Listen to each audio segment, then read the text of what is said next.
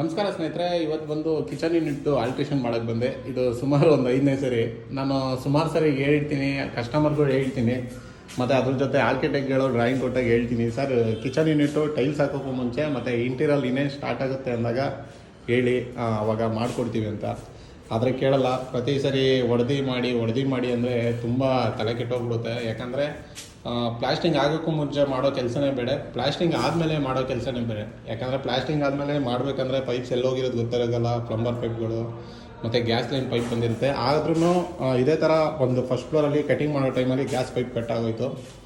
ಆಗೇನಾಗುತ್ತೆ ಅಂದರೆ ಅವ್ರಿಗೂ ಡಬಲ್ ಕೆಲಸ, ನಮಗೂ ಡಬಲ್ ಕೆಲಸ.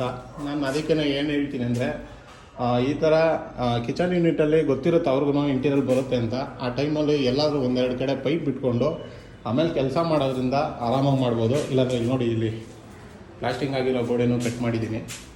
ಇದು ಆಲ್ರೆಡಿ 2ನೇ ಸರಿ ಚೇಂಜ್ ಮಾಡಿದ್ದೀನಿ, ಇನ್ನೊಂದು ಸರಿ ಚೇಂಜ್ ಮಾಡೋಕ್ಕೆ ಹೇಳಿದ್ದಾರೆ. ಈ ಥರ ನೀವು ಮಾಡಿರ್ತೀರ. ಆ ಥರ ನಾವು ಮಾಡಿದರೆ ಕಮೆಂಟ್ ಮೂಲಕ ತಿಳಿಸಿ, ಮತ್ತು ಇದಕ್ಕೆ ಒಳ್ಳೆ ಸೊಲ್ಯೂಷನ್ ಇದ್ದರೆ ಕಮೆಂಟ್ ಮೂಲಕ ತಿಳಿಸಿ ಏನು ಮಾಡ್ಬೋದು ಅಂತ. ನನ್ನ ಪ್ರಕಾರ ನಾನೇನು ಮಾಡ್ತೀನಿ ಅಂದರೆ, ಸುಮಾರು ಕಡೆ ನಾವು ಆರ್ಕಿಟೆಕ್ಟ್ ಇಲ್ದಾರ ಏನಾರ ಕಿಚನ್ ಯೂನಿಟಲ್ಲಿ ಕೆಲಸ ಮಾಡಿದಾಗ ಫಸ್ಟು ಎಲ್ಲಿ ಬರುತ್ತೆ ಒಂದು ಕಡೆ ಬೆಂಡ್ ತಂದು ಬಿಟ್ಕೊಂಡ್ಬಿಡ್ತೀನಿ, 2 ಸೈಡು ಆಪೋಸಿಟು. ಆಮೇಲೆ ಎಲ್ಲಿಗೆ ಬೇಕು ಆಮೇಲೆ ಕಟ್ ಮಾಡಿಬಿಟ್ಟು ಹಾಕ್ತೀವಿ. ಯಾಕಂದರೆ ಇಂಟೀರಿಯಲ್ಲು ಎಲ್ಲ ಮನೆಗೂ ಮಾಡಿಸ್ತಾರೆ.